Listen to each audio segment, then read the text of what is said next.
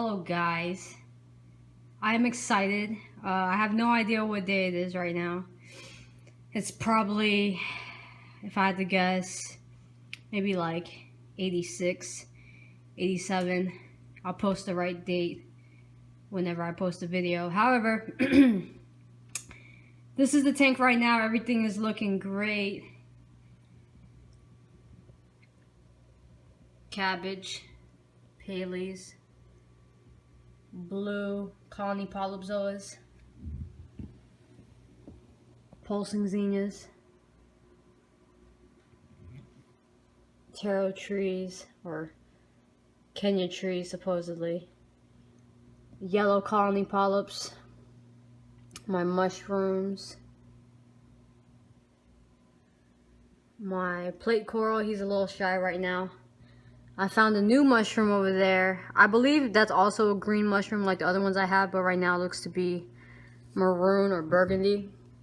And then my green and brown polypzoas and my green colony polypzoas there in the middle of the Paleys. And then, alright, so I have a mushroom back here that I want to show you guys. I don't know if you'll be able to see it. You see that lime green mushroom? It's like, oops, like right there. That like right behind the Paley. It's like super tiny. So I used to have a lime green mushroom or a neon green mushroom that I broke into pieces so that it would like, you know, spread. But then they got lost like throughout all my like water changes and stuff like that. Oh, I have this, my other Kenya tree or taro tree is closed up. I don't know, it's been closed for like a couple of days. But yeah, so I split this mushroom and it got lost in all the water changes and moves. So I got so excited when I saw it again. I was so happy. So I'm glad that survived. But tank is doing pretty good. You see the red slime is there. I have a couple of updates for you guys today. I actually added biomax. I did a water change the other day, and when I did, I added biomax to my filtration. So I actually have 2 bags of this in here. See, this is one bag. There's another bag underneath it. And so far, you know, I like it. It looks good. It's definitely controlled the red slime, because usually when I clean up the red slime, it comes back almost immediately. And yeah, you know, there's red slime in there, but it's not as powerful, or it's not growing as fast as it usually does. It's not taking over as fast as it usually does. As you see, I moved the shell up just so it can be seen. And I hate to say it, I don't want to do it, to be honest with you, but I kind of do, hence I'm doing it. But I'm gonna re-aquascape one more time, and it is because I got some new corals today. So I'm gonna show you guys the corals real quick. And I buy my corals local from like other people that are in the hobby. I don't buy from the local fish store, specifically because like they charge an arm and a leg for frags. So I like to buy from people. I like to support my fellow hobbyists. Anyway, these are blue trumpet corals. There's about 3 heads on there, and there's actually a nub on here somewhere where there's another head growing. Here I have 2 Montiporas. One is the Christmas Montipora, and then the other is the red and orange Montipora. And he gave me about 3 pieces, so I'm going to try to do something creative with them. I'm going to try to have them to where like they grow and they plate around each other, and then one I'm going to put by itself. This is just a skeleton of the trumpet coral, but on the bottom of this frag here, hold on. Oops. On the bottom of this one, a little focus, if you can see those like little purple stripes or bases, those are actually green star polyps. So he didn't have a full frag of them, so he just threw those in for me. And then these here, I believe, are the, what are they called? Night crawlers. Are they the night crawler polyps? The night crawler zoas? I don't really remember, but you'll see them once they open up. They're beautiful. And then he threw in some extra stuff for me. These are like another set of zoas. These were free, but you know, they're closed up so you can't see. But anyway, I'm going to get those into water. I'm going to start getting them acclimated. And then I'm also going to start aquascaping one more time. Actually, you know what? I'll just throw them in the water while you guys, while you guys are watching. Look at me. I'm terrible, aren't I? Terrible hobbyist. Anyway, I'm going to throw these into the water to get the temperature adjusted. Oops, forgot one. And then from there, I'm going to start sucking the water out. And then I'm going to start aquascaping all over again. And hopefully, you know, it won't be too long of a night. But of course, I'm going to record the entire process for you guys. So let's have some fun. Alright, so I'm going to show you guys how to acclimate the corals to the actual water. By placing the bags into the water, all that merely does is get them adjusted to the temperature. But you have to get them adjusted to your water parameters and your salinity as well. So I'm going to show you guys how I do that. So one thing that's super important, I'm sure there's alternatives to this, but I don't know of any. This here is called an acclimator. Alright, this screws into this. This is like the airport to it, and you know, this is, you know, just a miniature version of a hose for a siphon. So I'm going to show you guys what I do. Literally put this on the tank here, siphon, 1 second, see, and then you turn it, you adjust the flow. Sorry, my charger's in the way. Alright, so you adjust the flow to a drip. So you keep turning this. I already have it set to where the drip actually is. See, I put a line there, but it becomes a drip, right? Some of you guys know this. I've only been in the hobby for 4 months, so you know, for all you noobs out there like myself, that's exactly what you want to do. Is you want to get an acclimator, you want to set it to a drip. So I got this gallon here. I'm gonna take my corals, my new ones, and I'm gonna leave them in their tank water, and I'm gonna pour them into here as well. So you see, I only had like a little bit of my water in there. Typically what I would do is I would have their tank water in there first, and then you know, get everything, and then get the water dripping.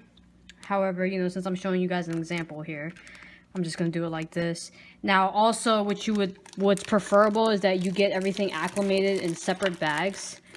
But since these all came from the same tank, I'm not worried about it. And you know, these are all pretty hardy corals anyway, so it'll be fine. Hopefully, you know, inshallah. Oops. Alright. Just make sure, you know, that you keep them separate, I guess. Oh, look, he gave me an SPS too. Acropora.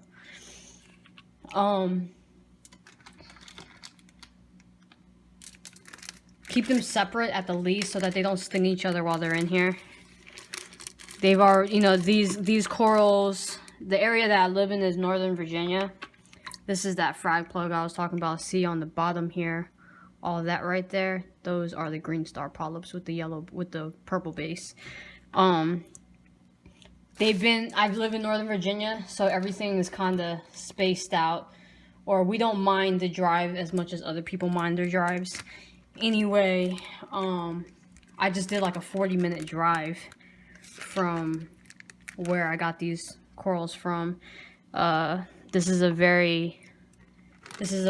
community that commutes a lot. Alright, So all my corals are in there with majority of their own tank water, and I have this dripping.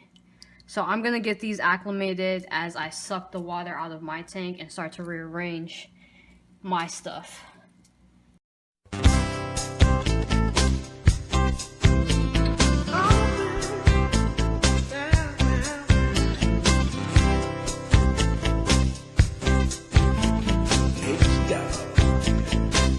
I'm driving in my car, I turn on the radio,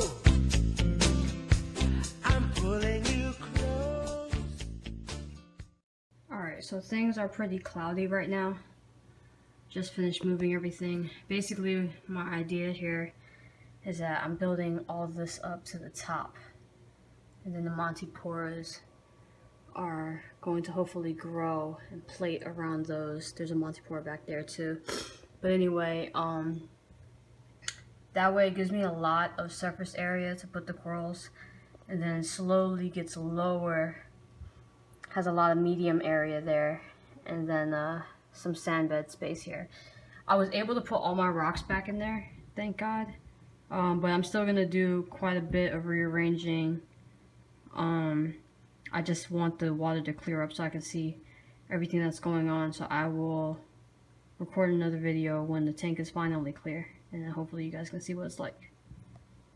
Alright, so the tank has cleared up just about enough for you guys to see everything. I've been waiting for about an hour or so. I've still been messing with stuff, so that's why it's taking long. So yeah, I'll show you guys what's going on here. Basically I built everything up onto that back left corner there, and it's all coming downhill. And I put both of my power heads on the right side so that it flows against the rock and against the glass and then comes back. I made a little island here for the pulsing zinnias because I'm anticipating their takeover. So they'll probably just take over that entire rock, and I put the Tiki Man back there. My plate coral has a lot of room to grow. He was a lot bigger just a few seconds ago. The mushrooms are still in the sand, so they have some space to spread to. My cabbage coral has plenty of light. See directly down there. The blue colony polypzoas are right behind it. Right here is that plug of green star polyps. If you can see at the very, very tip right there, you can see a little green start to come out. It's starting to open up just a little bit. I actually took off the skeleton of the trumpet corals that was on the top of it, and that is just sitting over there in the sand. This is a new addition. This is actually a blue trumpet coral. For me to force it into that space there, I pushed down on it quite a bit. So that's probably not going to open up for a while because I may have damaged it. Hopefully I didn't kill it. Above it, we have cotton candy hammer corals. Those I just gave a little squeeze to, so they're not as open as they were a couple minutes ago. I put my green Paleys back there. Because, you know, they've overgrown their rocks and they're going, you know, onto, they pretty much grow off the rock now. So I pretty much just put them back there because they'll stick out anywhere they are. So there's no reason to put them up front. Let's see. I put this one here because they have those green colony zoas on there. And I want to cut off those Paleys still, but you know, I've just been doing so much moving and cleaning and trying to get rid of the red slime that I haven't had time to cut those off. I put the Montipora, the red Montipora, up on this rock. There are 2 pieces up there of those, so hopefully they start to plate around each other. I put the taro slash, I don't think they're Kenya trees. They're definitely not Kenya trees. Most likely they're taro trees. So put the taro trees up top there for high flow. He gave me a free Acropora piece right there. So that's right there. That's an SPS. I put that in a spot to get a lot of sun as well. I put the yellow colony polyps right there in the middle. As you can see, it's a low flow right there. So hopefully they reach up like they were doing before. I put one tree down there. Now these right here are the dragon isoas. They're starting to open up. Those are going to look beautiful when they spread. Then up here, these are the night crawlers. These are like pink and brown. Those are beautiful too, especially under the LED lights. My brown and green polyphoas right there. And right here, that is a Christmas Montipora. It's a red and green, and then there's a piece of the red Montipora there. I put them right next to each other like that so they can play around each other as well. So this here is the new setup for the tank. Basically, the power head there, you see how it's pointing upward. That one is going like that for the water flow. And then that one in the back corner is ever so slightly hitting the front glass. So that one's kind of doing a swooping motion like that. It's going front, and then it's hitting the glass, and so it's shooting some water that way. But that one, that one right there is actually shooting more water that way. So that one's shooting up against the glass, and then it's kind of breaking on the glass and then going that way. So it's, you know, yeah. So hopefully that's enough flow, and then of course we have the filter back there that's going like that. Now I showed you guys the biomax. Again, I have 2 bags in there. I'm probably going to add a bag of ChemiPure. I'm going to take out 1 bag of biomax, add a bag of ChemiPure. So I would have 1 bag of ChemiPure, 1 bag of biomax, and 1 sponge. And I think that's it. I'm not going to do the Sunburn Refugium. I think I'm going to keep it as minimalist as possible. And I'm just going to keep it with my water changes. Hopefully this rock formation, this aquascape, is going to be a lot better. So I counted the days, and today is day 84. New corals, biomax added, new aquascape. So hopefully this has been a fun update for you guys. See you guys next time.